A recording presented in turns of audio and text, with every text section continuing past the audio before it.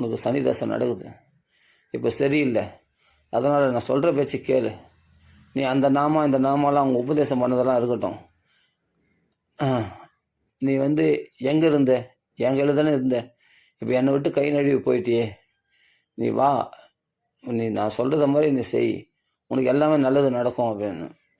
ஆனால் போராத காலம் வரதா என்னை வந்து அப்போ அந்த குரு இடத்துல சொல்கிறார், உன்னை நான் குருவாக எடுத்துக்கிறது எனக்கு விருப்பம் இல்லை, எனக்கு மனசு இல்லை, விருப்பம் இல்லை, இங்கேருந்தாண்டா ஆரம்பித்தேன், இங்கேருந்தானே உனக்கு எல்லாமே சொல்லி கொடுத்தேன், ஆனால் எனக்கு விருப்பம் இல்லை, நான் வேற ஒரு குரு ஆசிரிக்கிறேன், நான் பெரிய பெரிய மடத்துக்கு போக போகிறேன், அங்கே போக போகிறேன், இங்கே போக போகிறேன், என்னென்னவோ பில்டப் பண்ணி கடைசியில் உருப்படாமல் போயிட்டேன். ஏன் இதில் நான் சொல்கிறேன்னா, இது மாதிரி எவ்வளோ பேர் சீரழிஞ்சவர்கள் நிறைய பேர், அவங்களெலாம் வந்து இழுத்து பிடிக்கணும்னு தான் ஒரு குருவுக்கு ஆசை இருக்குமே தவிர, தன்னிடத்தில் வந்தவங்கள கைவிடணும்னு ஒரு குருநாதர் ஒருபொழுதும் ஆசைப்பட மாட்டார். எப்படியாவது அவங்கள நம்ம கையிலேருந்து போனவன் அவன் கெட்டு போகிறான்னு கண்ணுக்கு எதிராக பார்க்கும்போது பண்ணுக்கு எதிராக ஒருத்தன் போய் கெட்டு போகிறான்னா அதை பார்த்து சந்தோஷப்பட முடியுமா?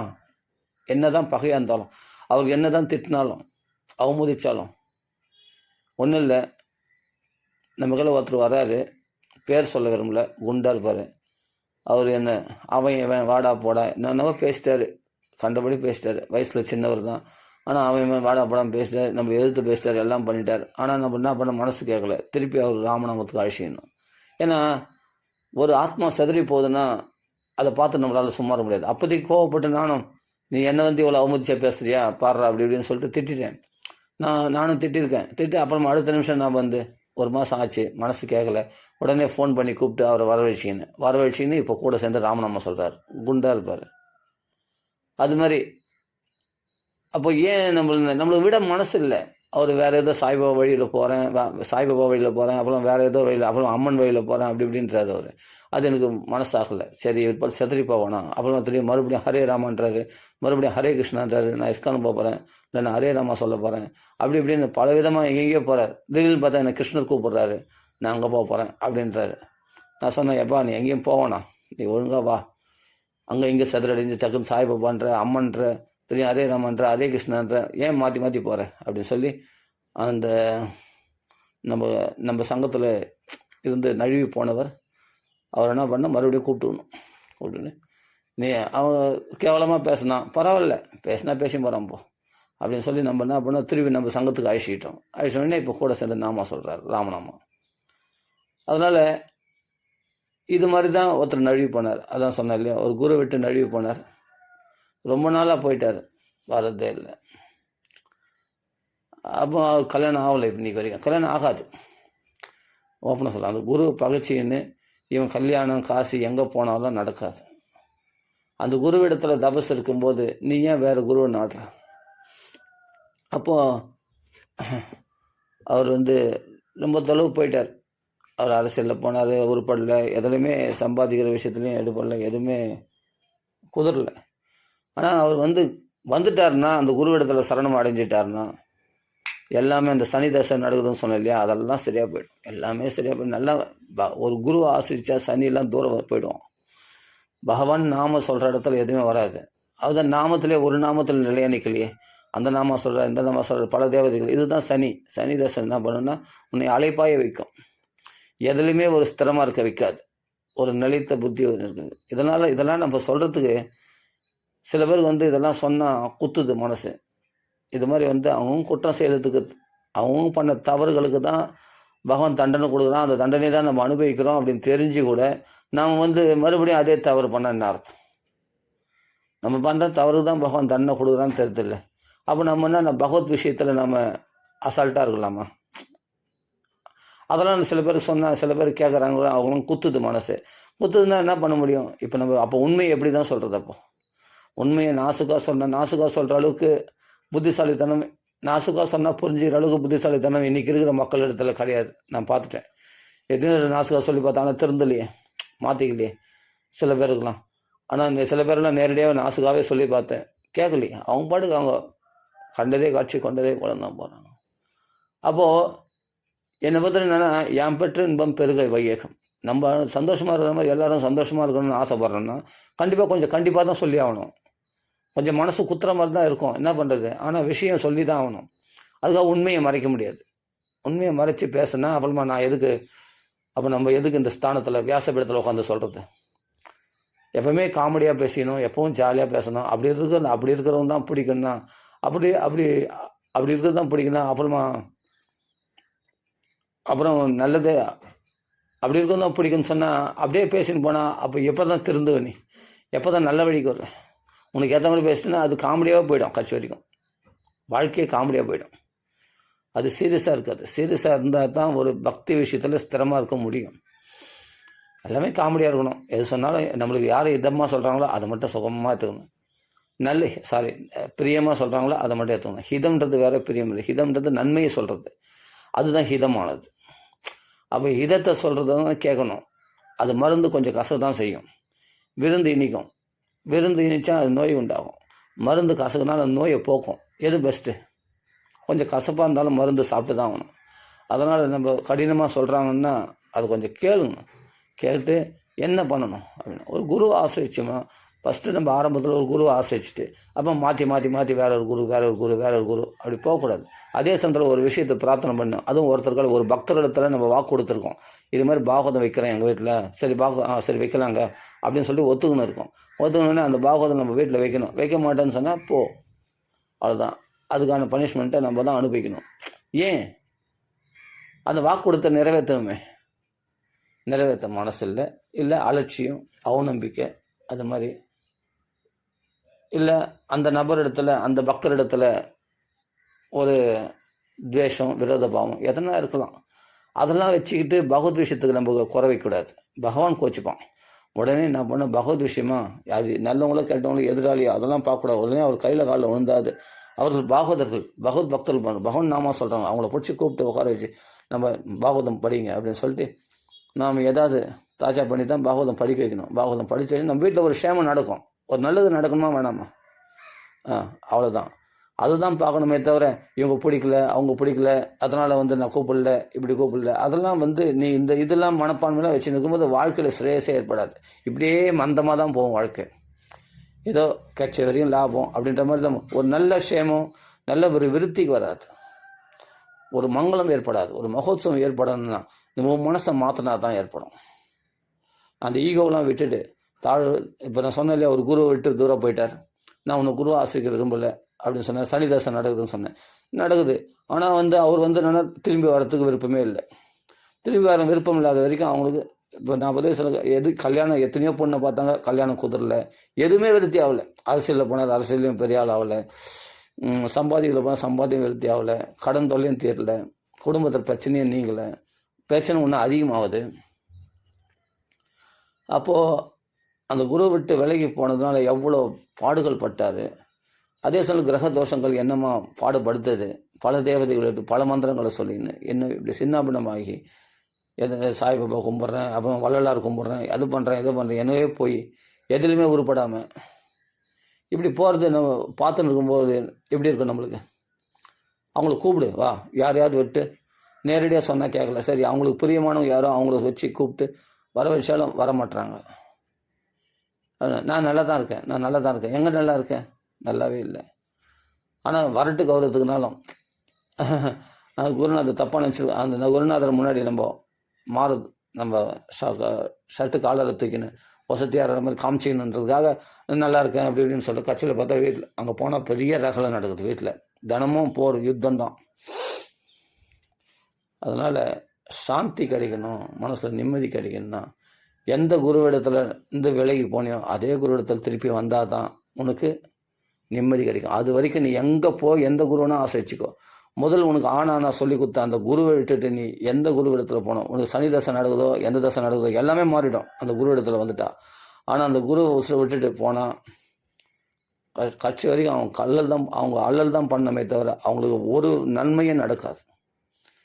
40 வயசு ஆகுது, இன்னும் கல்யாணம் நடக்கணும்னா கல்யாணத்துக்கு அதுக்கு முன்னாடி 30 வயசுலேருந்து பொண்ணு பார்க்குறாங்க. இன்னுமா 10 வருஷமாக பொண்ணு குதிரல. எல்லாமே இப்படி தான் நடக்கும் ஏழை குணமாக.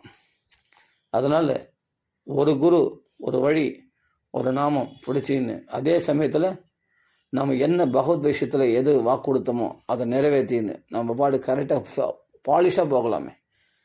சில பேர் இதெல்லாம் நான் சொன்ன சில பேருக்கு மனசு குத்தனா கூட அதை பற்றி கவலை இல்லை. உண்மையை சொல்லி தான் ஆகணும். அதனால் பகவத் விஷயத்தில் வாக்கு கொடுக்கக்கூடாது. வாக்கு கொடுத்தா அதை காப்பாற்றணும். காப்பாற்றலாம் நம்மளுக்கு எந்த ஸ்ரேயஸும் நடக்காது, எந்த நன்மைகளும் நடக்காது. காப்பாற்றிட்டேன்னா எல்லா ஸ்ரேயஸும் நடக்கும்.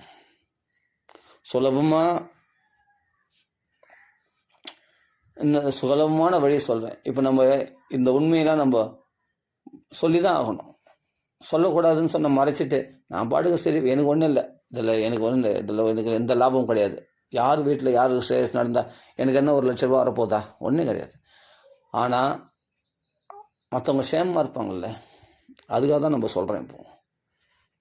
அப்போ எதில் கடன் வைக்கணும், எதில் கடன் வைக்கக்கூடாது, எதில் பகவத் விஷயத்தில் கடன் வைக்கக்கூடாது, எல்லாத்தையும் சரி கட்டி நாம் நிம்மதியாக இருக்க பார்க்கணும். அதே மகாத்மா வழியில் சொன்னால் அந்த மகாத்மா என்னன்னா பெரிய மடத்தை வச்சுக்கின்னு நிறைய சிஷ்யர்கள் இருந்தால் தான் பெரிய மகாத்மா இல்லை. நீ ஆனா சொல்லி கொடுத்துருந்த ஒரு குரு இருக்க, அவருக்கு என்னென்ன ஜனங்கள், ஆனால் அவர் சொன்ன வழியில் போனதால் அவன் சேமமாக இருந்தான்.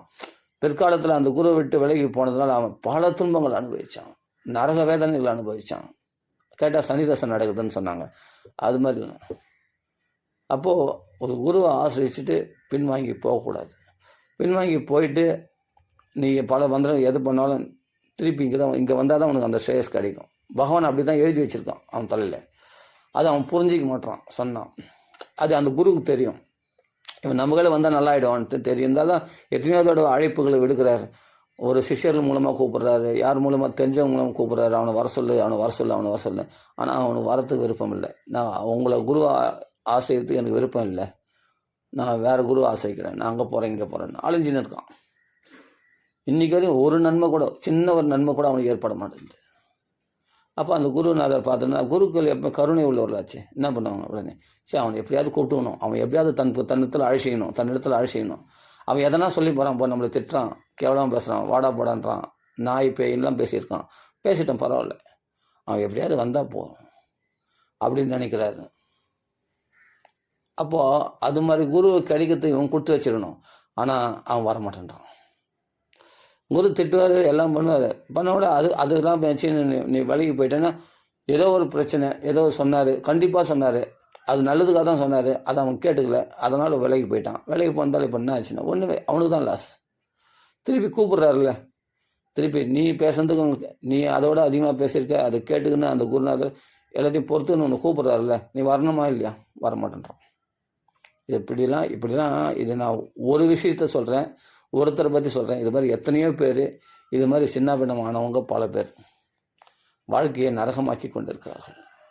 யார் குரு அனுசரித்து ஒரு சின்ன விஷயத்தை கூட துவேஷம் பாராட்டாமல் அன்பாக அனுசரணையாக இருக்கிறாங்களோ அவங்களுக்கு எல்லா நன்மைகளும் இன்றைக்கி வரையும் உண்டாயின்னு இருக்குது. அவங்களுக்கு எல்லா க்ஷேமங்களும் உண்டாயிருக்கு, எல்லாமே நல்லபடியாக நடந்துன்னு இருக்குது. நம்ம சங்கத்தில் வரவர் தான் ஒருத்தர், சரவணன் ஒருத்தர். நான் ராமநாமத்தை பிடிச்சிக்கோ உனக்கு தான் வழின்னு அவர் ஃபஸ்ட்டு வேறு நாமத்தை சொல்லியிருந்தார். நான் எதில் போகிறேன்னா அதெல்லாம் வருவார் அவர். அப்படியேப்பட்ட எனக்கு அனுசரணையாக இருப்பார். இப்போ ராமநாமத்தை சொல்லின்னு இருக்கார். வாரம் பார்த்தா அந்த மாம்பழத்தில் ராமநாமா அந்த பெட்டகத்தை தூக்குற பாக்கியம் அவருக்கு தான் கிடைச்சிக்குது. ஏன்னா நம்ம சொன்ன வழியில் உறுதியாக கடைப்பிடிச்சிக்கின்னு அந்த ராமநாமத்தை பொக்கிஷமாக காப்பாற்றின்னு வர்றதுனால அவருக்கு ஒரு குறையும் கிடையாது. இத்தனையும் அவர் நல்ல மேனேஜர், எம்டி எல்லாமே ஆகிட்டார், பேங்க்கில் மேனேஜர், நல்ல ஸ்ட்ரேஸில் நல்லா வசதியாக இருக்கார், எல்லா நன்மைகளும் அடைகிறார். அவர் குடும்பத்துலேயும் எல்லா க்ஷேமங்களும் இருக்குது. பகவான் எதை விளக்கணுமோ விளக்கிட்டு எதை கொடுக்கணுமோ அதை கொடுத்து அவர் நல்லா க்ஷேமமாக வாழ வச்சிருக்கார் பகவான். நம்ம சத்சங்கத்தில் இருக்கிறவர் தான் சரவணன் பேர். நல்லா இருக்கார், சந்தோஷமாக இருக்கார். ஏன்னா நம்ம பேச்சை மீறவே மாட்டார். நம்ம கூட நம்ம ராமநாமத்தை பிடிச்சிக்கிட்டாரு. இப்போ கூட அவர் வீட்டில் தான் அகண்ட நாம 4 மணி நேரம் நாம வச்சோம். நல்லா இருக்கார், க்ஷேமமாக இருக்கார், சந்தோஷமாக இருக்கார், ஒரு குறையும் கிடையாது. பகவான் நல்லா தான் வச்சுருப்பான் அவங்களெல்லாம். அப்படின்னா அப்போ நம்ம வழியில் கரெக்டாக வராங்க. அதே மாதிரி முத்துன்ற ஒருத்தர், அவரும் அதே மாதிரி வேறு நாமத்தை பிடிக்க மாட்டார், வேறு தெய்வத்தை போக மாட்டார். இந்த ராமநாமம் மட்டும்தான் என்னை அனுசரித்து இருக்கிறார். அவரும் நல்லா இருக்கார். எல்லாமே ஸ்ரேயஸாக இருக்காங்க. எல்லாமே பிரேயசையும் ஸ்ரேயஸையும் அடைஞ்சிருக்கிறாங்க, சந்தோஷமாக இருக்காங்க. அவங்களுக்குலாம் என்ன குறை, ஒன்றுமே இல்லை. ஆனால் நம்ம பேச்சு கேட்காதவங்க மீறி போய் கஷ்டப்பட்டவங்க உண்டு. திருப்பி அவங்கள கூப்பிட்டு அழிச்சின்னு அவங்களுக்கும் இப்போ நன்மைகள் நடக்குது, சந்தோஷப்படுறாங்க. அப்புறமா இனிமேல்ட்டு இந்த நாமத்தை விட மாட்டேன்ட்டு என் கூட இருக்காங்க சில பேர்.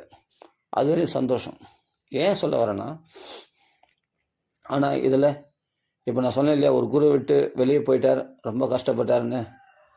அவர் என்னன்னா என் மச்சான் தான் சொன்னேன் இல்லையா, அவர் தான் ரொம்ப கஷ்டப்படுறார். அவர் எப்படியாவது திருப்பி அழிச்சிக்கணுன்ட்டு எவ்வளோ போராடி பார்க்குறாரு அந்த குரு. ஆனால் அவன் கேட்குற மாதிரி இல்லை. அந்த ஒருத்தன் இவ்வளோ பேர் நல்லா நம்ம கையில் நல்லா இருக்காங்களே, அதை நினச்சி சந்தோஷப்படுறதை விட அந்த ஒருத்தன் நம்மளை விட்டு விலைக்கு போய் இப்படி கஷ்டப்படுறானே நினைக்கும் போது தான் மனசு கஷ்டமாக இருக்குது. அப்போது கைவிட்டு போனால் அந்த ஒருத்தன் மேலே தான் கவனமாக இருக்கும். அவன் ஏன் இப்படி கெட்டு போகிறான், அவன் ஏன் இப்படி கஷ்டப்படுறான், அவங்களை எப்படியா திருப்பி அழிச்சின்னு இந்த நம்ம வழியில் கொண்டு வந்து அவனையும் ஸ்ரேயஸ் அடைஞ்சு வச்சா சந்தோஷப்படுவார் அந்த குரு. அதுதான் மகாத்மாவுடைய மனப்பான்மை, பக்தருடைய மனப்பான்மை அப்படி தான் இருக்கும். அதே மாதிரி தான் நம்ம ஒருத்தர்களை வாக்கு கொடுத்தாங்க, இது போல் பாகவதம் வைக்கிறேன்னு. கச்சல் பார்த்தா அந்த வீட்டில் ஒரு மங்களகாரியம் நடைபெற மாட்டேங்குது. அவன் என்னென்னா பாகவதம் வைக்கணும்னா பாகவதம் வை, உடனே ஸ்ரேயஸ் ஏற்படணும் சொல்கிறோம். அவங்க கேட்க மாட்டுறாங்க. நம்ம என்ன பண்ண முடியும்? வாக்கு கொடுத்துடல, பாகவதம் வைக்கிறேன்னு வாக்கு கொடுத்துடல, அப்புறம் ஏன் அது செய்ய மாட்டுற? அப்போ எப்படி வீட்டில் மங்களகாரியம் நடக்கும்? பிள்ளை கல்யாணம் ஆகாமல் இருக்குது, ஏன் ஆகலை? நடக்காது. பகவத் விஷயத்தை ஏற்பாடாக பண்ணாமல் நடக்காது. அப்படியே நடந்தாலும் பல போராட்டமாக இருக்கும். ஏன்னா பகவத் விஷயத்துக்கு கடன் வைக்கக்கூடாது. பாகவதம் படிக்கிறோம் நம்ம ஒத்துக்கணும்னா வீட்டில் பாகவதம் வைக்கணும், செய்யணும். அது ஒரு 7 நாள். அது நல்ல விஷயத்துக்கு இது மாதிரி வாக்கு கொடுத்துட்டு ஏமாத்துறதுலாம் பகவான்களை ஏமாற்ற முடியாது. அதுதான் விஷயம். அதனால் ஒரு வழியில் போகிறோம்னா நம்மளுக்கு சன்னிதாசம் நடக்குது, சரி ஓகே, இது எங்கே போனால் சரியாகணும், நம்மளை யார் கைட் பண்ணாங்க, நம்மளை யார் கூப்பிட்டாங்க, அவங்களத்துல போய் அவங்கள ராமநாமம் சொல்ல கூட சேர்ந்து பண்ணும்போது அவங்க பார்த்துக்க போகிறாங்க. அந்த பாரம் உனக்கு எதுக்கு? அந்த குருவுக்கு தான் அந்த பாரம். ஒரு சிஷ்யனுடைய பாரத்தை குரு எடுத்துக்கிறேன்னு சொல்கிறாருன்னா போயிட்டோம்னா நம்மளுக்கு ஒன்றும் இல்லை, நம்மளுக்கு அழுக்காரெல்லாம் நம்மளுக்கு பெரும் பாக்கியம். அது பாக்கியம் இருந்தால் தான் போக முடியும். அதுவும் குருவே ஒருத்தர் கூப்பிடுறாரு, வாப்பா உனக்கு ஸ்ரேயஸ் நடக்கும், உனக்கு சனிதாசெல்லாம் ஒன்று விட்டு விலகிட்டோம், எல்லாமே போயிடலாம் வந்துருந்தேன். அவனுக்கு நல்ல நேரம் இல்லாது அந்த சனிதாசை தான் அந்த குரு விட்டு விலக வச்சது. அப்போதுலேருந்து சனிதாசை தான் ஒரே போராட்டமாக தான் வாழ்க்கையில். அப்படி கஷ்டப்படுறார். ஆனால் கூப்பிட்டா கூட இப்போ வரமாட்டாருன்னா அதுவும் சனிதான். கூப்பிட்டா வர முடியாதபடி பண்ணுறது, வினயம் இல்லாத பண்ணுறது, மேலும் மேலும் அகங்காரமாக ஆணவமாக கோபமாக பேசுறது. நான் தான் வரமாட்டேன்னு சொல்கிறேன்ல, என்னையா சும்மா தொந்தரவு பண்ணு, அதெல்லாம் முடியாது, இது பண்ண முடியாது, நான் நல்லா தான் இருக்கிறேன், நான் வேறு வழியில் நல்லா தான் போயின்னு இருக்கேன், நல்லா தான் இருக்கேன், அப்படி இப்படின்னு சொல்லி சும்மா வாய் ஜாலாக்கில் பேசுறது. ஆனால் நல்லா இல்லை. அவங்க மொத்தம் என்னென்னா தன்னுடைய கௌரவத்தை விட்டு கொடுக்கூடாது, வரட்டுக்கிறோம் அப்படின்னு சொல்லி இருக்கிறா போல் ஒரு குரு விட்டு விலகி போய். இப்போது இதெல்லாம் ஏன் சொல்ல வரேன்னா, இது மாதிரி நமக்கு நல்ல வழி இருந்து கூட தெளிவான வழி, தடங்கள் இல்லாத வழி, தெளிவான பாதை இருந்து கூட அதை பயன்படுத்திக்காமல் எத்தனை பேர் இன்னைக்கு அடிபடுறாங்க. ஏன்னா வினயம் இல்லை, ஈகோ தான் ப்ராப்ளம். நம்ம அகங்காரம் தான் நம்மளை வளர விடாமல் பண்ணுறது. நமக்குள்ளே இருக்கிற ஈகோ, நமக்குள்ளே இருக்கிற அந்த ஈகோ. ஆனால் நாமளும் பக்தர்கள் வேஷம் போடுறோம். பக்தர்கள் வேஷம் போட்டு ஆனால் மனசுக்குள்ளே ஈகோ இருக்குது. யாரு நான் அவங்கள பணிஞ்சு போக மாட்டேன், இவங்க வினயமாக போக மாட்டேன். போகலன்னா அதெல்லாம் என்ன லாபம்? நஷ்டம்தான் உண்டு, தவிர லாபம் கிடையாது. ஒருத்தருக்கு ஒருத்தர் பக்தர்களிடத்தில் பணிஞ்சு போனாதான், அன்பாக பேசினாதான் அவங்களால நமக்கு ஒரு நல்லது சொல்கிறாங்கன்னா அது எடுத்துக்கினா நம்மளுக்கு லாபம், வாழ்க்கையில் சேமமாக இருக்கலாம். நான் எடுத்துக்க மாட்டேன், அவங்க எனக்கு பிடிக்கல, அதனால் அவங்க பேசி நான் எடுத்துக்க மாட்டேன். அவங்கள பிடிக்கலாமல் இருக்கலாம். அவங்க சொல்கிற வார்த்தை பகவத் விஷயமாச்சு, பெரிய லாபமாச்சு. அது கிடைச்சிட்டா அவங்கள பிடிக்கல, அவங்க எப்படி சேமமாக இருக்காங்களோ அது மாதிரி நம்மளும் சேமமாக இருக்கலாமே அப்படின்னு அந்த வினயம் வேணும் இல்லையா? அது எடுத்துக்கிற மனப்பான்மை. சில பேர் மேலே உள்ள கோபத்தினால நான் அந்த நாமாவை சொல்ல மாட்டேன், நான் அப்படி அந்த தெய்வத்தை வணங்க மாட்டேன். அதுக்காக தெய்வம் என்ன பண்ணுச்சு? அந்த நாமம் என்ன பண்ணுச்சு? அதுக்காக அந்த நாமத்தையும் தெய்வத்தையும் விடக்கூடாது. அப்போது அதே சமயத்தில் எந்த பக்தர் எந்த நாமத்தை சொல்கிறாரோ அந்த நாமம் அவனுக்கு வரணும்னா அந்த பக்தரில் அவன் அனுசரித்து போனாதான் பகவான் அந்த நாமாவை நாக்கில் வர வைப்பான். ஒருவேளை இவன் தவசு அதிகமாக இருந்தால் இவன் அந்த நாமம் இவனுக்கு ஃபிக்ஸ் ஆகிடும். இல்லை அந்த குருனுடைய தபஸ் அதிகமாக இருந்தால் அந்த சிஷ்யன் வந்து அந்த குரு அனுசரித்து தான் போய் ஆகணும். போனால் தான் அவனுக்கு அந்த நாமா ஃபிக்ஸ் ஆகும். அந்த தெய்வத்தை வழிபட்டு நல்லபடியாக அவன் ஸ்ரேயஸ் அடைய முடியும், நன்மை அடைய முடியும். இல்லைன்னா முடியாது. பக்தரில் அனுசரிக்காமல் பகவான் அனுகிரகம் பண்ண மாட்டான். ஒரே வார்த்தை சிம்பிளாக. பக்தரில் பகைச்சின்னு பகவான் கிட்ட நெருங்கவே முடியாது. ஒரு குருமார்கள் ஒரு உயர்ந்த ஸ்தானத்தில் இருக்காங்க, அவங்கள அனுசரித்து போகாமல் நம்ம வாழ்க்கையில் ஸ்ரேயஸ் அடைய முடியாது. நான் தனித்து நான் செயல்படுறேன், நான் அப்படி பண்ணுறேன், இது பண்ணேன், பக்தரில் அனுசரிக்காம முடியாது. பக்தர்கள் வழியில் போனால் தான் நீ முன்னேற்றம் அடைய முடியும். நானாக ஒரு வழி தேர்ந்தெடுத்துக்கிறேன், நான் அந்த சாமி கும்பிட்றேன், இந்த சாமி கும்பிட்றேன், நான் சாய்பாபா கும்பிட்றேன், நான் வள்ளலார் கும்பிட்றேன், நான் அந்த மந்திரம் ஜெபிக்கிறேன், இந்த ஜெபம் என்ன வேணும் கலசபலசலாம் நீ போகலாம், வேறு மதத்துக்கு கூட போகலாம். ஆனால் நீ சின்ன பின்னமாக தான் ஆகுமே தவிர நலன் பெற மாட்டோம். அப்போ புரிஞ்சிக்கணும். அப்போ ஒரு பக்தர் ஒரு இடத்துல போனால் நல்லா பாலிஷாக போயிடுது, நல்லா போயிடுது, அப்போ இதுலேயே இருப்போமே.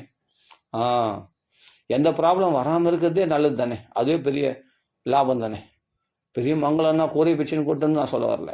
கூரை பிச்சு கொட்டும், அது வேறு விஷயம். ஆனால் மனசா இப்போ வந்து நான் சொல்கிறேன், என் கூட வராரு, சரணம் வராரு, இந்த முத்து வராரு, நல்லபடியாக போயினுக்கு நாமா சொல்கிறேன், கூட இருக்க அது பண்ண. அதனால நம்ம ஏதாவது கஷ்டம்னா அது குரு இடத்துல நம்ம பாரம் வைக்கிறோன்னா அந்த குரு சுமக்கு போகிறார் பாரத். நீ ஏன் கவலைப்படுவேன்? நீனா அந்த குரு பேச்சு கேட்டுனாவே மற்றதெல்லாம் அவர் பார்த்துக்க போகிறார். நம்ம அந்த கூட பின்பற்றி வந்தாவே போதும். மற்ற நன்மைகள்லாம் நம்மளுக்கு தன்னாலே நம்மளை பின்தொடர்ந்து வரும். இப்போ நான் சொன்னேன் சரவணத்தில் வாரம் அந்த நாம பெட்டகத்தை அவர் தான் தூக்க வைக்கிறாரு. அந்த மாம்பழத்தில் பெரியவா அந்த பாக்கியம் யாருக்கு எத்தனை பேர் கிடைச்சிக்குது? வாரம் விடாமல் அந்த சரவணன்றவருக்கு மட்டும்தான் கிடைக்குது. சரவணன் உணர்த்து 2 பேர் தான் அந்த பெட்டகம் தூக்குற பாக்கியம் கிடைச்சிக்குது. வாரம் நானே போன கூட எனக்கு கிட்ட சேர்க்க மாட்டுறாரு. அது பெரியவர் இல்லை, நம்ம அக்ஷதை எல்லாரும் கொடுக்க மாட்டாரு. நம்மளுக்கு பெட்டகம் கிடைக்குமான்னு கேட்டால் இல்லை, நம்மளுக்கு எனக்கே கிடைக்க மாட்டேது. ஆனால் நம்மளை அனுசரிக்கிற அந்த சரவணன் அவருக்கு வந்து வாரம் அந்த பெட்டகம் தூக்குற பாக்கியம் கிடைக்குது. அதே மாதிரி தான் ஒரு டைமில் நம்மளை அனுசரிச்சிருந்த முத்துன்னு ஒருத்தர், அவர் வந்து தீட்சை வாங்கினவங்க தான் பல்லக்கு தூக்கணும். இஸ்கானில் வந்து பல்லக்கு தூக்குற பாக்கியம் அவருக்கு கிடச்சிது. பகவானுடைய பல்லக்கு தூக்குற சாயங்காலத்தில் பல்லக்கு தூக்குறோம். அந்த பல்லக்கு தூக்குற பாக்கியம் எனக்கு கூட கிடைக்கல. நம்மளை அனுசரித்த அந்த முத்துன்றவருக்கு பல்லக்கு தூக்குற பாக்கியம் கிடைச்சி. தீட்சை எடுத்தவங்க தான் பல்லக்கு தூக்கணும். பகவானுடைய பல்லக்கு, பகவத் ஸ்வரூபத்தை, பகவானுடைய விக்கிரத்தை தொடக்கூடாது. ஆனால் அந்த முத்துன்றவர் தீட்சை எடுக்காமே அவருக்கு அந்த பல்லக்கு தூக்குற பாக்கியத்தை கொடுத்தாங்க. ஒன்றும் இல்லை, ஒருத்தரை பின்பற்றி அவர் சொல்கிற பேச்சு கேட்டு நம்ம பின்னாடி போயிட்டோம்னா, அவர் வார்த்தையை பேர் அவர்களை போய் ஸ்நேகம் பண்ணிக்கிட்டு அவரோட அன்பாக பழகிட்டோம்னாவே ஆட்டோமேட்டிக்காக நம்மளுக்கு எல்லா நன்மைகளும் நடக்கும். அந்த முத்துன்றவருக்கு அந்த இஸ்கானில் பல்லக்கு தூக்குற பாக்கியம் கிடைச்சிது. எல்லாருக்கும் கொடுக்க மாட்டோம். தீட்சை எடுத்தவங்களுக்கு தான் அந்த பல்லக்கு தூக்க அனுமதிப்பாங்க. ஆனால் அவருக்கு கிடைச்சிது அந்த பாக்கியம். பல்லக்கு தூக்குற பாக்கியம், பகவானை கிட்ட நெருங்கி அந்த விக்கிரகத்தை தொடுற பாக்கியம் கிடைச்சதுன்னா சாதாரண விஷயமா? அப்படி அலோட் பண்ணுவாங்களா? தீட்சை எடுக்காமல் இவருக்கு கிடைச்சிது. இதெல்லாம் பெரிய பெரிய அதிசயங்கள்லாம் நடந்தது. அதனால தான் சொல்கிறேன், நமக்கு அந்த குருவுக்கு கிடைக்கிறதோ இல்லையோ அந்த குருவை அனுசரித்த சிஷ்யர்களுக்கு சுலபமாக கிடைச்சிடும். இது மாதிரி எத்தனையோ நடந்திருக்கு. அதனால் சொல்ல வரேன், எல்லா நன்மைகளும் கிடைக்கும். அதனால் ஒரு குருவுக்கு போகிறோம், ஒரு சிஷ்யர்களை வந்து குரு பகைச்சின்னு எந்த நன்மையும் அடைய முடியாது. பகவானே கிட்ட சேக மாட்டோம். அதனால் ஒருத்தர் நம்ம கீழே வராங்கன்னா அவங்களை எப்படியாவது திருப்பி அழிச்சுன்னு தான் நம்ம நினைப்போமே தவிர, நம்ம வந்து அவங்கள கைவிட்டோம்னோ அவங்க எப்படியாவது போட்டோம், கஷ்டப்படுறான்னா பற்றியா நம்மளை பகைச்சான் கஷ்டப்பட்டோம் அப்படின்னு நினைக்க மாட்டோம். அவன் கஷ்டப்படுறானே பாவி, ஏன்டா இப்படி கஷ்டப்படுற, வாடா அப்படின்னு சொல்லிட்டு யாருன்னா ஆளை விட்டு நம்ம கூப்பிட்டா கூட வரமாட்டுறாங்க. நம்ம என்ன பண்ணுறது? அதுமாதிரி சில பேர் அதுமாதிரி குரு விட்டு போன ஒருத்தர் இன்றைக்கி வரைக்கும் கல்யாணம் ஆகாமல் கஷ்டப்படுறார். அது மாதிரி அவங்களுக்காக நம்ம பிரார்த்தனை தான் பண்ண முடியும், வேறு என்ன முடியும்? கூப்பிட்டா வரணும், வரல சரி, அது போகட்டும். அதனால் இதெல்லாம் சரித்திரங்களில் நிறைய கதை இருக்குது. துர்வாசா துக்கமா பண்ணஹா, அம்பரீஷனுக்கு அபராதம் பண்ணிட்டு துர்வாசலே 3 லோகம் அழிஞ்சார், நிம்மதி கிடைக்கல. கடைசியில் எங்கே வந்தார்? அங்கேயே பகவானே கைவிட்டார். பகவான்களை போனால் கூட அவருக்கு நன்மை ஏற்படலை. கடைசியில் அம்பரீஷன் காலையில் வந்த பிறகு தான் அவருக்கு நன்மை ஏற்பட்டது அப்படின்னு சரித்திரம் பார்க்குறோம். ஒவ்வொரு விஷயமும் அப்படி தான் பார்க்குறோம். அதே ஒரு பிரகலாதன் சின்ன பையன் இலக்காரமாக நினச்சிட்டான் ஹிரண்யகசிபு, கடைசியில் நான் அழிஞ்சு போனோம். ஆனால் அந்த பிரகலாதன் சொன்ன பேச்சு அதான் சொல்கிறேன், நீ கற்ற பாடங்களில் சிறந்தது எதுன்னு குரு உபதேசமாக கேட்டுன்னு அதை எடுத்துருந்தாருன்னா ஹிரண்யகசிபு கேட்டான். தத் சாது பிருஷ்டம் அசுரவர்ய தேகினாம் சதா சமுத்விக்ன தியாம் அசத்கிரகாத்து ஹித்வாத்ம பாதம் கிரகமந்த கோபம் வனம் கதோ எத் ஹரிமாசையத. நீ வனத்துக்கு போய் பல வரங்களை வாங்கிறதுக்கு தவம் பண்ணேன், நீ ஹரி ஆசிரியத்துக்காக வனத்துக்கு போ அப்படின்ட்டு பிரகலாதன் சொன்னான். அந்த உபதேசத்தை கேட்டானா? ஹிரண்யகசிபு கேட்கல, அலட்சியப்படுத்திட்டான். என்னன்னா இவனுக்கு புத்தி பேதம் பிடிச்சிருது. இவனுக்கு என்னன்னா அசன்மதிகி, நாராயணன் சொல்றது தான் அறிவினமா, அறியாமைத்தனமா, நாராயணா சொல்றது முட்டாள்தனமா அப்படின்னு நினைக்கிறான் ஹிரண்யகசிபு. அப்போ நாராயணன் சொல்றவங்களையே பகைக்கிறான போது அவன் எப்படி பிரகலாதம் பேச்சு கேட்பான்? பிரகலாதம் பேச்சு கேட்கறதுல அழிஞ்சு போனான் ஹிரண்யகசிபு. பக்கத்திலே பிள்ளை, அலட்சியம், சின்ன பையன், இவன் சொல்றது நான் சொல்லதான் இவன் கேட்கணும் அப்படின்னு நினைச்சேன். அது மாதிரி எவ்வளோ பேர் பக்தர்கள் பேச்சு கேட்காம கஷ்டப்பட்டவங்க எவ்வளோ பேர் உண்டு. கேட்கணும், கேட்டால் நம்மளுக்கு வாழ்க்கையில் ஸ்ட்ரெஸ் ஏற்படும். சில விஷயங்கள்லாம் கொஞ்சம் கஷ்டமாக தான் இருக்கும். நான் சொல்கிறதெல்லாம் கொஞ்சம் சில பேருக்கு கஷ்டமாக இருக்கலாம், ஆனாலும் இதுதான் மருந்து, இதுதான் நம்ம வியாதியை போகும். அதனால் வினயம் வேணும். அவர்களை அனுசரித்து சந்தோஷமாக எப்படி அனுசரித்து போனோமோ அப்படி போனோம்னா, அவர்களை நம்ம சேவிச்சுன்னு அவர்களை பின்தொடர்ந்து போனோம்னா நமக்கு எல்லா நன்மைகளும் நடக்கணும். அவங்கள பகைச்சின்னு நம்மளால் எந்த நன்மையும் அடைய முடியாது. அந்த சாதுக்களை பகைச்சின்னு, அந்த பக்தர்களை பகைச்சிக்கிட்டு, அந்த பக்தர்களை துவேஷம் பண்ணிக்கிட்டு நம்ம எந்த நன்மையும் அடைய முடியாது. அவர்கள் சொன்ன பேச்சு கேட்டு அவர்களை தாஜா பண்ணி அவர்களை உதாசீனம் பண்ணி அவர்களை அலட்சியப்படுத்துறது. இப்போ அவங்க யாருன்னா அவங்க அப்படிப்பட்ட பாகவதர்கள் ஃபோன் பண்ணால் ஃபோன் காலை கட் பண்ணுறது, அவங்க நம்பரை லாக் பண்ணுறது, அது பண்ணுறது, இது பண்ணுறது, இதெல்லாம் பண்ணுறாங்க இல்லையா? அவங்களுக்கு தான் லாஸ். அந்த பக்தர்கள் ஒன்றுமே இல்லை. ஒரு விஷயத்துக்கு கூப்பிட்றாங்க, ஒரு விஷயத்தை பேசுகிறாங்கன்னா அவங்க ஃபோன் நம்பர் எடுக்காமல் இருந்தால் அவங்க ஃபோனை லாக் பண்ணுறது, இதெல்லாம் பண்ணுறாங்க சில பேர். அந்த பக்தர்களை அவமதிக்கிறாங்க. அந்த அவமதிக்கிறதுனால லாஸ் என்னென்னா, அந்த அவமதிக்கப்பட்டவர் கிடையாது, யார் அவமதிச்சாங்களோ அவங்களுக்கு தான் அந்த எல்லா லாஸும். ஆன்மீக விதமான லாஸோ பௌதிக விதமான லாஸோ எல்லாமே லாஸ் அவங்களுக்கு தான், வேறு ஒன்றும் இல்லை. இவங்க பாட்டுக்கு கூலாக இருப்பாங்க. சரி போ, அவமதிச்சு நல்ல விஷயத்த சொல்கிறதுக்கு இது பண்ணுறேன், அதுக்கு லாக் பண்ணுறேன் நம்பரை, ஓகே லாக் பண்ணிக்கோ, அதை பற்றி எனக்கு ஒன்றுமே இல்லை. எனக்கு என்ன ஆனந்தம், எனக்கு எத்தனையோ பேர் கிடைப்பாங்க, எவ்வளோ பேர் இருக்காங்க, நம்ம பேச்சு கேட்கறதுக்கு எவ்வளோ பேர் இருக்காங்க, அவ்வளோதான். அவன் பாடு பகவான் நாம சொல்லின்னு ஜம்முன்னு போயினே இருப்பாங்க. அப்படி அவமதிக்கிறவங்க தான் கஷ்டம். இவங்களுக்கு ஒரு நஷ்டமும் கிடையாது. இவங்க பாட்டுக்கு பகவான் நாம சொல்லின்னு ஆனந்தமாக பகவத் விஷயத்தில் என்ஜாய் பண்ணி போயினே இருப்பாங்க. அது மாதிரிலாம் அவமதிக்கக்கூடாது. இதெல்லாம் விளையாட்டாக செய்கிறாங்க சில பேர். அப்படிலாம் செய்யக்கூடாது. ரொம்ப ஜாக்கிரதையாக இருக்கணும். பக்தியில் முன்னேற்றம் அடையினா ஃபஸ்ட்டு பாகவதர்கள் பின்பற்றினா தான், பாகவதர்கள் திருவடியை பிடிச்சாதான். வினா மகத்பாத ரஜோபிஷேகம் கிடையாது. வினா மகத்பாதம், மகானுடைய பாதத்துளி இல்லாமல் உனக்கு ஸ்ரேயஸ் ஏற்படுறதுக்கு வாய்ப்பு கிடையாது. ஆனால் மகான்களை பக்தர்களை அனுசரித்து வேணும். பக்தர்கள் யாருமே குறையாக சொல்லக்கூடாது. அந்த மகாத்மாக்கள்லாம் இப்போ கூட நான் எனக்கு உபதேசித்த மகாத்மாக்களை யாரெல்லாம் நான் பல விஷயங்களை தெரிஞ்சுக்கணும், அந்த மகாத்மாக்களை இன்றைக்கும் நினைக்கிறேன். காலையில் விடிய காலத்தில் நினைப்பேன். பிரம்மஸ்ரீ சுந்தரகுமார் சுவாமி, அப்புறம் இன்னும் எவ்வளோ மகாத்மாக்கள், ஸ்ரீ அண்ணா, அப்புறம் பெரிய மகாத்மாக்கள்லாம், காஞ்சி மகாபெரிவா, அப்புறம் மகாராணி சத்குரு முரளிதர் சுவாமிஜி, எல்லாரையும் காலையில் விடிய காலத்தில் அவங்களெல்லாம் நினைப்பேன். அவங்களாம் நினச்சி அவங்களாம் எவ்வளோ விஷயங்களை உலகத்துக்கு சொல்லியிருக்காங்க. அதில் அடியேன்னு கேட்டிருக்கேன். எனக்கு பகவானே குருவாக இருந்தாலும் இந்த மகாத்மாக்கள் மூலமாக எவ்வளோ விஷயங்களை நான் கிரகிச்சுட்டு இருக்கேன். அதனால் இவங்களெல்லாம் நான் என்றைக்குமே சேவிப்பேன். மகாத்மாக்களை உதாசீனப்படுத்திட்டு நம்மளால் வாழ்க்கையில் பக்தியில் முன்னேற்றம் அடைய முடியாது. அது மாதிரி மகாத்மாக்களை சேவிச்சுக்கிட்டு நம்மளை யார் கைட் பண்ணுறாங்களோ அவங்கள முதல் சேவிக்கணும் கண்டிப்பாக. அப்புறமா தான் மற்ற குருமார்களை சேவிக்கணும்.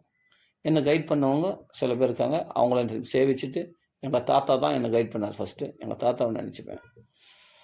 அவர் தான் நாராயண பகவான் நாமத்தை பற்றி பகவத் கதைகளை சொல்லி சின்ன வயசில் எனக்கு ஊட்டி விட்டது எங்கள் தாத்தா, எங்கள் மாமாங்க தான்.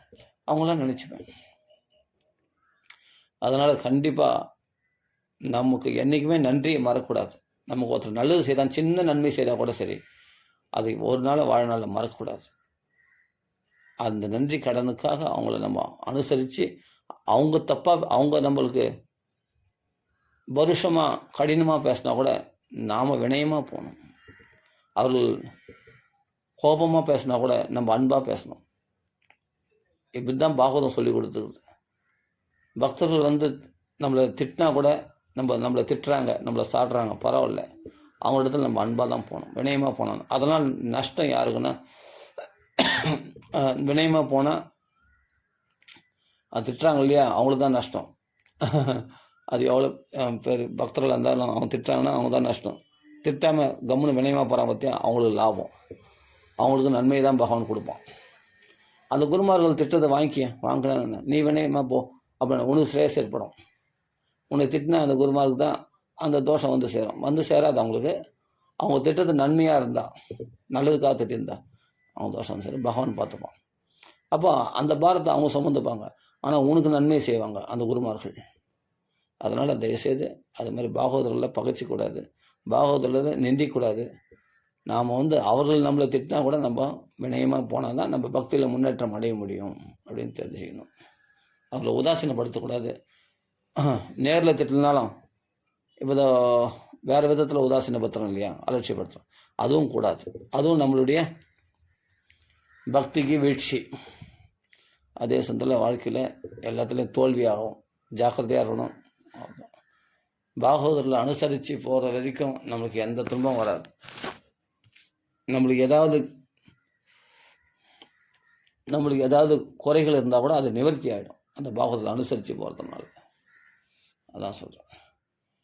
அது மாதிரி யாருமே ஒரு குரு ஸ்தானத்தில் இருக்கிறவங்க யாருமே தன்னிடத்தில் வரவங்களை யாருமே கெட்டு போகணும்னு நினைக்கவே மாட்டாங்க. அப்படி கெட்டு போகணும்னு நினைக்கிறவங்க சிறந்த குருவாக இருக்க முடியாது. கண்டிப்பாக அவங்க கெட்டு போகணும்னு நினைக்க மாட்டாங்க. அப்போதைக்கு கோவப்படுவாங்க, தாட் பண்ணு எகிருவாங்க. ஆமாம், நான் பார்த்துருக்கேன். நான் கூட அடியன்னு கூட எத்தனை தடவை கோவப்படுவேன். அடுத்த நிமிஷம் சே அவன் போய் அப்படி செதறி போகிறது, அந்த சாமி இந்த சாமின்னு கூப்பிட்டு நான் போகிறது நல்லதாக இருக்கும். திருப்பி அவனை அழிச்சிக்கணும். அவன் பௌதிகத்தில் போய் வாழ்கிறது, மறுபடியும் மாம்சம் சாப்பிட்றது, மதுபானம் சாப்பிட்றது, அப்படி வீழ்ச்சி அடையிறது நமக்கு சந்தோஷமா? சே திருப்பி அவனை கூப்பிடு, வா இங்கே வா, நீ அதெல்லாம் விட்டு வா, என் கூட சேர்ந்து நாமா சொல்லு அப்படின்னு சொல்லிட்டு திருப்பி கூப்பிடுவோம். அவனை பலவந்த பற்றியாவது கூப்பிட்டு எப்படியாவது தன் திருவிழா சேர்த்துக்கணுன்னு தான் நினைப்பாங்க. குரு தவிர ஒருபோது அவன் கைவிடன்னு ஒருபோது நினைக்கவே மாட்டாங்க. அடையே நினைக்க மாட்டான் கண்டிப்பாக. அது மாதிரி எத்தனையோ பேர் கூப்பிட்டு என் கூட வந்திருக்காங்க, ஸ்ட்ரெஸ் அடைஞ்சிருக்காங்க. கேட்காதவங்க தான் கஷ்டப்படுறாங்க நிறைய பேர். அது மாதிரி சரி, கேட்காதவங்க கஷ்டப்படுற நல்லா இருந்தால் சந்தோஷம்தான், நல்லா இருக்க மாட்டுறாங்களே அதுதான் கேட்கும். அதனால் எதுவுமே நம்ம என்னடா அது இது இப்படி சொல்கிறேன்னு நினைக்காதீங்க. லாபம் அடையணும்னு ஆசை இருந்தால் வினயம் வேணும், பணிவு வேணும், அன்பாக அனுசரித்து போகிற மனப்பான்மை வேணும். அவங்க கடினமாக பேசினா கூட நம்ம தாழ்ந்து போகிற மனப்பான்மை வேணும். அப்போ தான் பக்தியில் முன்னேற்றம் அடைய முடியும். நாம மட்டும் தொடர்ந்து வந்துருமா நம்ம நாக்கில், அந்த பக்தர்களை அனுசரிக்காமல் எங்கேயோ ஒரு இடத்துல நம்ம ஃபால்ட்டு பண்ணுவோம். நாம சரியாக வராது, நம்ம பக்தியில் முன்னேற்றம் அடைய முடியாதபடி நம்ம பக்திகள் தடங்கள் வருதுனாவே தெரிஞ்சுக்கணும் நம்ம ஏதோ ஒரு பாகவத அபராதம் பண்ணியிருக்கோம். அந்த பாகவதர்கள் கையில் காலில் விழுந்தால் நம்ம பக்தியில் முன்னேற்றம் அடையதை பார்க்கணும். பௌதிக நன்மைகளும் ஏற்படும். அதுதான் சரி. நேற்று சொல்லியிருக்கோம், மறுபடியும் கொஞ்சம் ஸ்ட்ராங்காக சொல்லணும்னு சில உதாரணங்களோடு சொன்னேன். ஓகே, ராம ராம ராம ராம ராம ராம ராம. அதெல்லாம் ஏன் சொல்கிறேன்னா, இதெல்லாம் ஒரு விழிப்புணர்வுக்காக தான் நம்ம சொல்கிறோம். ஏன்னா பக்தியில் முன்னேற்றம் அடையணும்னு தான் சொல்கிறோம். என் பெற்ற இன்பம் பெருக, எல்லாருமே இந்த நன்மையை அடையணும், இந்த ராமநாம லாபத்தை அடையணும், பாகவதம் லாபத்தை அடையணும், பக்தி சுகத்தை எல்லாரும் அனுபவிக்கணும், உலக லௌகிக லாபங்களும் அடையணும் அப்படின்ற ஒரு நல்ல நோக்கத்துக்காக தான் நம்ம இதை சொல்கிறதுக்கு காரணமே. சரி, இப்போ நான் சொன்னேன் இல்லையா, ஒருத்தர் குரு விட்டு பிரிஞ்சு போனார், எந்த லாபத்தையும் அடையலை. கேட்டால் சனி தசை நடக்குதுன்றாங்க அவருக்கு அப்படி அப்படின்னு. அது என்னன்னா, ஒன்றும் இல்லை, நம்ம ஈகோ விட்டு வரணும், அவ்வளோதான். சனி தசை கடந்த தசை எல்லாமே போயிடும். காரணம் என்ன, சனி தசை ஆட்டி படிக்குதுங்க. சனி தசை ஆட்டி படிக்கல, உன் ஈகோ தான் உன்னை ஆட்டி படிக்குது, உன்னுடைய அகங்காரம் தான் ஆட்டி படிக்குது, வினயம் இல்லாமல் பண்ணுது. சனி தசையே போனாலும் உனக்குள்ளே இருக்கிற அகங்காரம் போகுமா? சரி, 7.5 நாட்டு சனின்றாங்க, 7 நாட்டு தானே சனி போயிடுச்சுப்பா, அப்புறம் உங்களுடைய அகங்காரம் போகலையே ஒன்றும் கூட.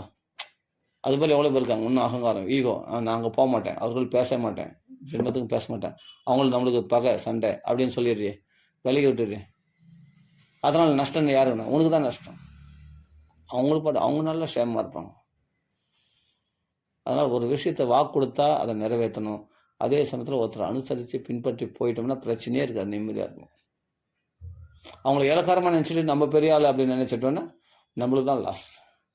நமக்குள்ள தபஸ் இருக்குது, நாம் நிறைய நாம சொல்கிறோம், நாம் தீட்சை வாங்கியிருக்கோம், நான் அப்படி பண்ணியிருக்கேன் இப்படி பண்ணியிருக்கேன்.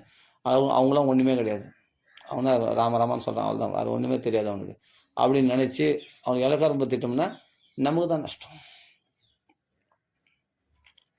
நம்ம நன்மையாக அடைய முடியாத நம்ம பிரச்சனை மேல் பிரச்சனைகளில் இல்லற கவலைகளில் பல துன்பங்கள் அனுபவிச்சுன்னு வாழ்க்கையிலையும் ஒரு மங்கள விஷயங்கள் ஏற்படாது. நம்ம எப்பவுமே நம்மளை வசதியாகவே நினைச்சுன்னு இருக்கிறதுனால தான் வர்றது இவ்வளோ வெம்புகளும். நம்மளை மற்றவங்கள இலக்காரமாக நினைக்கிறதும், நம்மளை நாம் வசதியாக நினைக்கிறதும், நம்ம கையில் தான் எல்லாமே இருக்குது. நம்மளுக்கு நாம் யாரையும் நாட வேண்டிய அவசியம் இல்லை, நான் பெரிய ஆள் அப்படின்னு நினைக்கிறதுனால தான் நம்மளுக்கு எல்லா ஸ்ரேயசுகளுக்கும் தடை உண்டாகிறதுக்கு காரணமே. அந்த அகங்காரத்தை விட அந்த அகங்காரத்தை விட்டு நல்லா சிரித்து சந்தோஷமாக அங்கே சரணாகதி அடைஞ்சிட்டேன். புரியுதுங்களா? அதனால் யாரிடத்துல எந்த தபஸ் இருக்குன்னு நம்மளுக்கு தெரியாது. தெரியாமல் நம்ம வாலாட்டக்கூடாது. அவனா பெரியவன், அவன் எனக்கு எல்லாமே தெரியும், எனக்கு தெரியாத விஷயமா நான் தீட்சை வாங்கிக்கிறேன், நான் அப்படி பண்ணியிருக்கேன், இப்படி பண்ணேன், நான் பக்தியில் எவ்வளோ பெரிய ஆள் நான் அப்படின்னு சொல்கிற வரைக்கும் ஸ்ட்ரெஸ் கிடைக்காது. கஷ்டம் தான் பண்ணணும். ஒரு விஷயம் சொல்கிறாங்கன்னா அது உயர்ந்த ஸ்தானத்துலேருந்து ஒரு விஷயம் சொல்கிறாங்கன்னா அதை கேட்டுக்கிட்டு பணிவாக போயிட்டோன்னா நம்மளுக்கு எல்லா நன்மைகளும் ஏற்படும் அப்படின்னு சொல்கிறோம். சரி, இப்போ அதெல்லாம் சொல்லியாச்சு. அதை கேட்டு அதை அனுசரித்து போனால், பக்தர்களை பின்பற்றி போனாவே நம்மளுக்கு பிரச்சனை இல்லை. வினயம் வேணும், அகங்காரம் கூடாது. நம்ம அகங்காரம் தான் நம்மளை அழிக்குது. நம்ம அகங்காரத்தை விட்டோம்னாவே நம்ம நல்லா இருக்கலாம், சந்தோஷமாக இருக்கலாம். சரி, அந்த ஈகோ ப்ராப்ளம் இருக்கக்கூடாது. சரி, இப்போ நம்ம நாம சொல்ல போகிறோம், நாமகீர்த்தனம். நம்ம இதோட இந்த உபன்யாசம் பூர்த்தி பண்ணிப்போம். ராம ராம ராம ராம ராம ராம ராம ராம. जय जानीकांत स्मरण, जय जय राम राम आंजनेय स्वामी की जय, सतगुरु महाराज की जय, सकल साधु मंडली की जय. राम राम राम राम राम राम राम राम राम राम राम राम राम राम राम. குருமாரில் அனுசரித்து போனாவே பிரச்சனை இல்லை. ராம ராம ராம ராம ராம ராம ராம ராம.